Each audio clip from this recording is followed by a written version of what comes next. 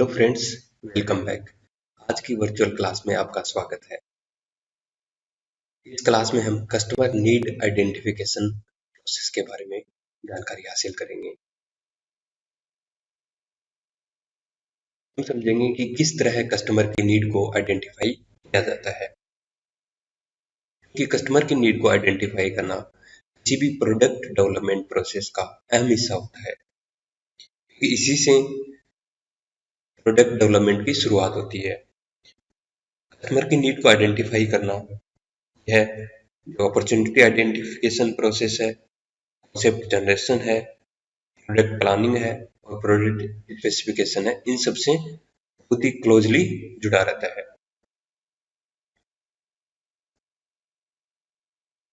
और अगर हम कस्टमर की नीड को आइडेंटिफाई कर पाते हैं तभी हम मार्केट में क्या पोटेंशियल है वो पता कर सकते हैं।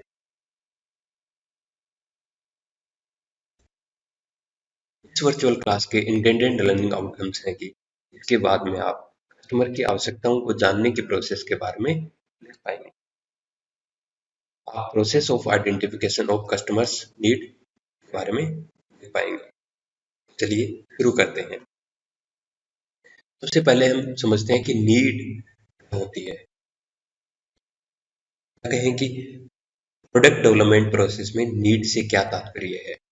यहाँ नीड से मतलब है कि कस्टमर द्वारा चाहे गए किसी प्रोडक्ट के गुणों, विशेषताओं और एट्रीब्यूट से है। कस्टमर किस तरह के प्रोडक्ट को चाह रहा है, उसके फीचर्स क्या होने चाहिए, उन सबको हम यहाँ नीड कहते हैं। नीड को टेक्निकली कस्टमर रिक्वायरमेंट्स या कस्टमर एट्रीब्यूट्स भी कहा जाता है। कि कई बार तो हमें कस्टमर की नीड आइडेंटिफाई करना बहुत इजी हो जाता है और वो हमें दिखती भी है कि कस्टमर की ये नीड हो सकती है। लेकिन कुछ नीड्स ऐसी होती हैं जो न तो कस्टमर्स के द्वारा रिकॉग्नाइज की गई होती हैं और न ही किसी एग्जिस्टिंग प्रोडक्ट के द्वारा फुलफिल की गई होती हैं। ऐसी नीड्स को हम लेटेंट नीड्स या हिडन नीड्स कहते हैं, गुप्त आवश्यकताएं। जैसे कि आप जानते होंगे लेटेंट हीट का कॉन्सेप्ट। जब फेज चेंज होती है हम हीट देते हैं, लेकिन उस हीट को देने के कारण जो भी मटेरियल है उसके टेम्परेचर में कोई परिवर्तन नहीं होता है या कहीं की टेम्परेचर राइज नहीं होता है। लेकिन हम हीट दिए जा रहे हैं, हीट दिए जा रहे हैं और वो हीट फेज चेंज होने में काम में ली जा रही है। क्योंकि इस हीट से टेम्परेचर राइज नहीं होता है, ऐसी हीट को हम लेटेंट हीट कहते हैं। इसीलिए तो आपने सुना होगा कि steam as compare to water, same temperature पे स्टीम ज़्यादा हानिकारक होती है। यानी 100 डिग्री सेल्सियस पे वाटर है और 100 डिग्री सेल्सियस पे स्टीम है, तो स्टीम ज़्यादा हानिकारक होगी क्योंकि उसके पास गुप्त ऊष्मा है। इसी तरह यहाँ लेटेंट नीड्स का कॉन्सेप्ट है। तो ऐसी नीड्स जो न तो कस्टमर के द्वारा अभी तक रिकॉग्नाइज की गई हैं, न ही किसी एग्जिस्टिंग प्रोडक्ट के द्वारा फुलफिल की गई हैं, उन्हें हम लेटेंट नीड्स कहते हैं। और ऐसी नीड्स अगर एग्जिस्ट कर रही हैं और उसे फुलफिल कर दिया जाए तो बेहतर कस्टमर सेटिस्फेक्शन हासिल हो सकता है और हमें एक मार्केट का बड़ा शेयर हासिल करने में मदद मिल सकती है। जैसे कि आप जानते होंगे 2000 से पहले के जो मोबाइल फोन थे उनमें कैमरा का कॉन्सेप्ट नहीं था। मोबाइल फोन सिर्फ कम्युनिकेशन के साधन थे और उस समय न तो कस्टमर ने यह सोचा होगा कि हमारे मोबाइल फोन में कैमरा भी हो सकता है, न किसी प्रोडक्ट ने उस नीड को फुलफिल किया। लेकिन जैसे ही मोबाइल फोन में कैमरे का फीचर आया, आप देखते हैं कि मोबाइल फोन का यूज बहुत ज़्यादा बढ़ गया। तो इस तरह में नीड और लेटेंट नीड्स दोनों को ही जानना और समझना होता है। अब समझते हैं कि कस्टमर नीड आइडेंटिफिकेशन क्या होता है। कस्टमर की नीड को आइडेंटिफाई करने की जो प्रक्रिया है that is customer need identification. और उसी प्रोसेस के बारे में अब हम पढ़ने और समझने वाले हैं।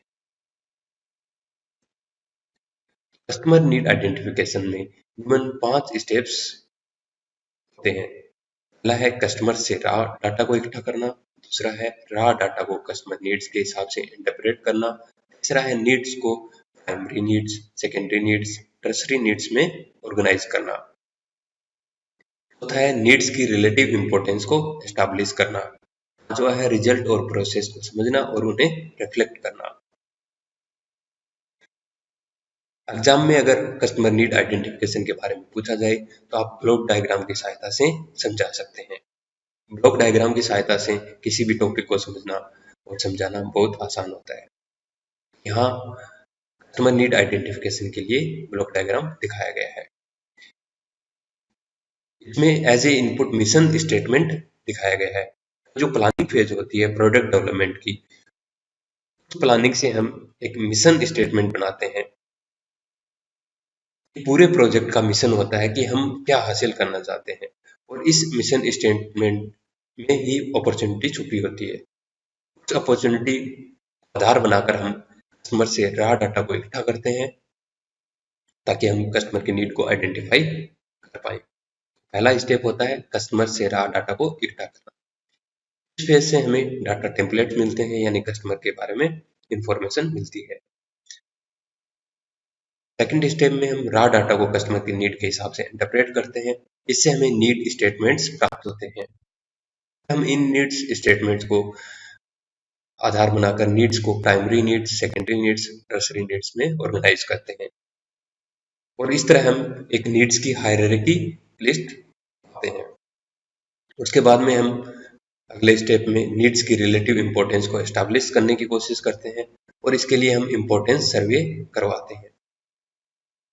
और उसके पश्चात हम इस प्रोसेस से हमें डाटा मिला है, जो रिजल्ट्स मिले हैं, उसको समझने की कोशिश करते हैं, उसे रिफ्लेक्ट करने की कोशिश करते हैं और उनसे आउटपुट पाते हैं कि किस नीड्स को हमें फुलफिल करना है और कौन सी नीड्स हमें टारगेट मार्केट के शेयर को हासिल करने में मदद कर पाएंगी। किसी भी प्रोडक्ट डेवलपमेंट प्रोसेस की प्लानिंग फेज का यानी इनिशियल फेज का जो आउटकम होता है वो कस्टमर नीड आइडेंटिफिकेशन का इनपुट होता है, वो है मिशन स्टेटमेंट। जैसे यहाँ हमने एक एग्जांपल लिया है बुक से ही, उसमें thermostat project as a mission statement दिखाया गया है। कंपनी ने प्लानिंग की कि वो थर्मोस्टेट प्रोजेक्ट पे काम करेगी। उन्होंने इस थर्मोस्टेट सेक्टर्स में अपॉर्चुनिटीज को आइडेंटिफाई किया और उसके बाद में जानना चाह रहे हैं कि कस्टमर की इससे रिलेटेड नीड्स क्या क्या हैं। मिशन स्टेटमेंट में बताया गया प्रोडक्ट के डिस्क्रिप्शन के बारे में, उनके बेनिफिट्स वगैरह के बारे में, की बिजनेस के बारे में, कि इससे कंपनी को क्या क्या चीजें हासिल कर सकते हैं। यहाँ ईयर, जिस ईयर में प्रोडक्ट को इंट्रोड्यूस करना है, जितना शेयर हासिल कर पाना है वो है, किस मार्केट को हमें टारगेट करना है, हमारे स्टेक होल्डर्स कौन कौन से हो सकते हैं, ये सारा कुछ मिशन स्टेटमेंट में स्पेसिफाई हो जाता है। ये इनपुट लेकर कस्टमर नीड आइडेंटिफिकेशन प्रोसेस को शुरू करते हैं। उसी तरह जब हम क्लास में चर्चा कर रहे थे तो हमने पाया कि मिशन स्टेटमेंट वो हो सकता है सेलिंग फैन का डेवलपमेंट। क्लास में जो भी लोग थे उन्होंने एक अपॉर्चुनिटी आइडेंटिफाई की कि समर में सेलिंग फैन बहुत ज़्यादा यूज किए जाते हैं, तो सेलिंग फैन का डेवलपमेंट किया जाए। उसी तरह हम मिशन स्टेटमेंट को पाते हैं और उसको आधार बनाकर हम कस्टमर नीड आइडेंटिफिकेशन प्रोसेस को शुरू करते हैं। कस्टमर नीड आइडेंटिफिकेशन प्रोसेस का पहला स्टेप है कस्टमर से रॉ डाटा को इकट्ठा करना। इसमें कस्टमर के साथ कॉन्टेक्ट कर उनके प्रोडक्ट से जुड़े एक्सपीरियंसेस का डाटा इकट्ठा करते हैं और इसके लिए सवाल पूछे जाते हैं, जैसे कि उस प्रोडक्ट का वो क्या यूज करते हैं, उस प्रोडक्ट की क्या फीचर्स उन्हें पसंद हैं, क्या फीचर्स उन्हें या क्या प्रॉपर्टीज उन्हें पसंद नहीं है, क्या इंप्रूवमेंट्स वो चाहते हैं। तो ये सब जानने के लिए 4-5 मेथड्स का प्रयोग करते हैं, जैसे इंटरव्यू, फोकस ग्रुप, मार्केट सर्वे, मार्केट रिसर्च या एग्जिस्टिंग प्रोडक्ट है उन्हें ऑब्जर्व करने की प्रक्रिया। इंटरव्यू में प्रोडक्ट डेवलपमेंट टीम के मेंबर्स कस्टमर के इंटरव्यूज लेते हैं और इसमें कस्टमर के नीड को डिस्कस करते हैं। दूसरा जो मेथड है फोकस ग्रुप। इसमें 8 से 12 कस्टमर्स को शामिल किया जाता है। प्रोडक्ट डेवलपमेंट टीम के किसी एक मेंबर उसमें मॉडरेटर बनाया जाता है और वो उनके बीच में डिस्कशन को गाइड करता है। लोगों को किसी एक स्पेशल रूम में बैठा दिया जाता है और उस रूम में ट्रांसपेरेंट वॉल लगी रहती है और उसके बाहर प्रोडक्ट डेवलपमेंट टीम मेंबर्स बैठे रहते हैं और वो ऑब्जर्व करते हैं उस ग्रुप को, वो क्या डिस्कस कर रहे हैं। कई बार इस पूरे डिस्कशन को रिकॉर्ड भी किया जाता है। नेक्स्ट है मार्केट सर्वे। इसमें रिटर्न या वेब बेस्ड सर्वे करवाए जाते हैं जिससे कि कस्टमर की नीड को आइडेंटिफाई किया जा सके। हालांकि सर्वे एक इफेक्टिव मेथड नहीं है कस्टमर की नीड को आइडेंटिफाई करने का। नेक्स्ट है मार्केट रिसर्च, जिसमें मार्केट में उस प्रोडक्ट से रिलेटेड कस्टमर के पर्सपेक्टिव्स को जानने की कोशिश की जाती है। इसमें कस्टमर को बताया नहीं जाता कि उनके ऊपर ऑब्जर्वेशन हो रहा है। साथ ही कई बार एग्जिस्टिंग प्रोडक्ट्स को कस्टमर कैसे यूज कर रहा है ऑब्जर्व किया जाता है। इस तरह इन प्रक्रियाओं से हमें जो रॉ डाटा मिलता है उन्हें हम कस्टमर स्टेटमेंट के रूप में बना लेते हैं। ये जो रॉ डाटा है वो ऑडियो रिकॉर्डिंग्स के फॉर्म में, वीडियो रिकॉर्डिंग्स के फॉर्म में, नोट्स या फोटोग्राफ्स के फॉर्म में हो सकते हैं। यहाँ हम देखते हैं, जब हम क्लास में सेलिंग फैन के बारे में डिस्कस कर रहे थे तो हमने पाया कि जब कस्टमर से पूछा गया कि वो क्या उपयोग करते हैं, कैसे यूज करते हैं, तो उन्होंने बताया फैन चलाने के लिए मुझे मैन्युअली टर्न ऑन और ऑफ करना होता है।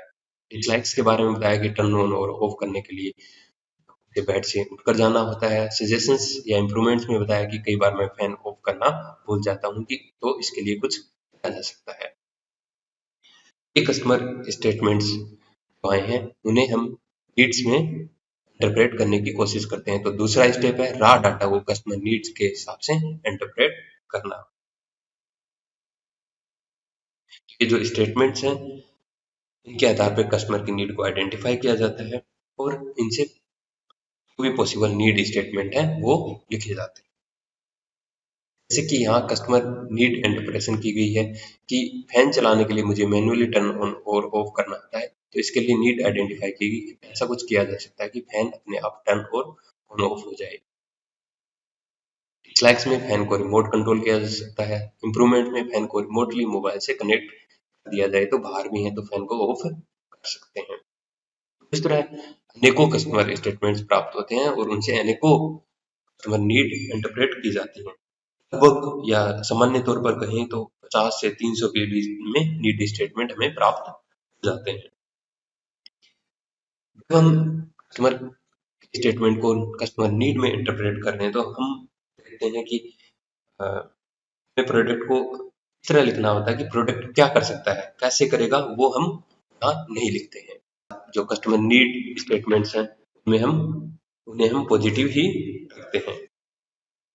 साथ ही जो नीड्स हैं उन्हें हम प्रोडक्ट के एट्रीब्यूट्स या कैरेक्टरिस्टिक्स के रूप में लिखने की कोशिश करते हैं। एक और एग्जांपल ले लेते हैं कि जो हमने थर्मोस्टेट का देखा तो उसमें इस तरह है, यूजेस, लाइक्स और डिसलाइक्स, इम्प्रूवमेंट्स के आधार पे डिफरेंट कस्टमर स्टेटमेंट्स आए और उनसे रिलेटेड डिफरेंट इंटरप्रेटेड नीड्स आई। आप इन्हें पढ़ सकते हैं कि कस्टमर से पूछा गया कि वो क्या यूज करते हैं, क्या उन्हें पसंद है, एग्जिस्टिंग प्रोडक्ट में क्या डिसलाइक्स हैं, क्या इंप्रूवमेंट्स वो चाहते हैं, तो उन्होंने कुछ स्टेटमेंट्स दिए और उनसे कुछ नीड्स को इंटरप्रेट किया गया।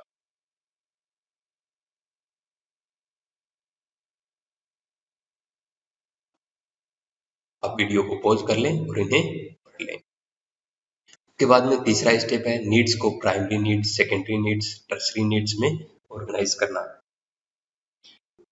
बहुत सारे नीड्स स्टेटमेंट हो गए हैं, उन पर काम करना मुश्किल होता है, तो इसलिए हम इनको एक यूजफुल हायरार्की में ऑर्गेनाइज करने की कोशिश करते हैं। इन्हें हम लिस्ट अप कर लेते हैं और प्राइमरी नीड्स, सेकेंडरी नीड्स और टर्सरी नीड्स में लिस्ट अप कर लेते हैं। जैसे यहाँ, और जब ऐसा करते हैं तो हम कुछ नीड्स को, स्पेसिफिक नीड्स को एक सेक्शंस में डिवाइड कर देते हैं या एक लेबलिंग कर देते हैं। जैसे यहाँ पे ये नीड स्टेटमेंट्स आए, इन्हें हमने एक लेबल में लिख दिया है। इसी तरह ये सारे नीड स्टेटमेंट्स आए, इन्हें एक लेबल में लिख दिया है। इस तरह नीड्स स्टेटमेंट को डिवाइड करने से उन पर काम करना थोड़ा इजी हो जाता है। लेकिन हम फिर यहाँ पर star, double star, triple star mark किए हैं और एक्सपेरिमेंट्री मार्क किया है। तो ये सब ने अलग अलग टाइप के नीड्स में कि अगर 1 स्टार है तो प्राइमरी नीड्स है, सेकेंडरी है तो डबल स्टार लगाए हैं, टर्सरी नीड है तो ट्रिपल स्टार लगाए हैं, अगर लेटेंट नीड है तो हमने एक्सेलरेटरी लाइन यहाँ लगाया है। ये सब जो प्रोडक्ट डेवलपमेंट टीम मेंबर्स हैं वो अपने एक्सपीरियंस के आधार पे करते हैं कि किस नीड को प्राइमरी और सेकेंडरी और टर्सरी में ऑर्गेनाइज किया जाए। उसके बाद में नीड्स की रिलेटिव इंपॉर्टेंस को एस्टैब्लिश किया जाता है कि हायरार्की लिस्ट है, उससे प्रोडक्ट डेवलपमेंट टीम को यह नहीं पता नहीं चलता है कि डिफरेंट नीड्स के प्रति कस्टमर की प्रायोरिटीज क्या क्या है,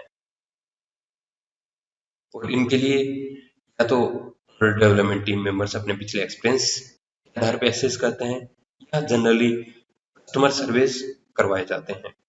ये सर्वेस इन पर्सन हो सकते हैं, मेल्स के द्वारा हो सकते हैं, टेलीफोनिक हो सकते हैं, और इसमें कस्टमर्स को नीड की रिलेटिव इंपॉर्टेंस को रेट करने के लिए कहा जाता है। यानी उन्हें एक सर्वे भेजा जाता है जिसमें नीड्स लिखी हुई रहती हैं और उन्हें रेट करने के लिए कहा जाता है।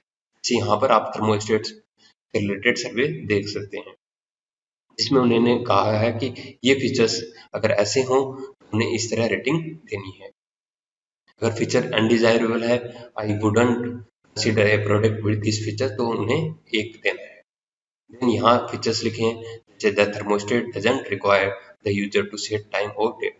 अब कस्टमर इन्हें जो भी रेटिंग देना चाहे वो रेट यहाँ कर देगा। अगर उसे कुछ यूनिक लग रहा है या एक्साइटिंग लग रहा है तो वहाँ टिक मार्क कर देगा। ट्विस्ट है, कस्टमर से उसकी इम्पोर्टेंस पूछी जाती है, कौन सी नीड उनके लिए इम्पोर्टेंस रखती है।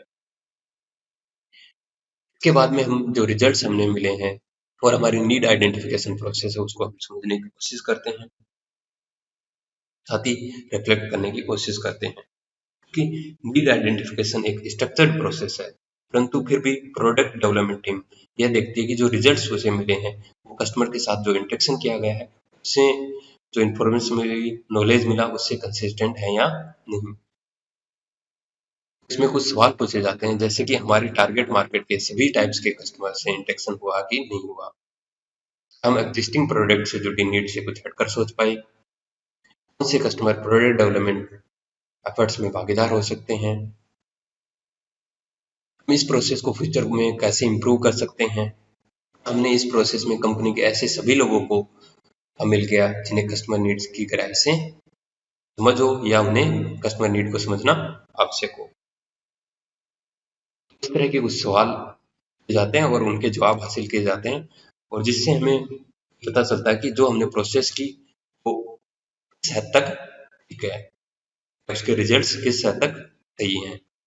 यहाँ पर ये कुछ मिस्टेक्स हैं, ये टारगेट है, ये टाइप्स ऑफ कस्टमर्स हैं, इंटेक्शन है, ये प्रोडक्ट है।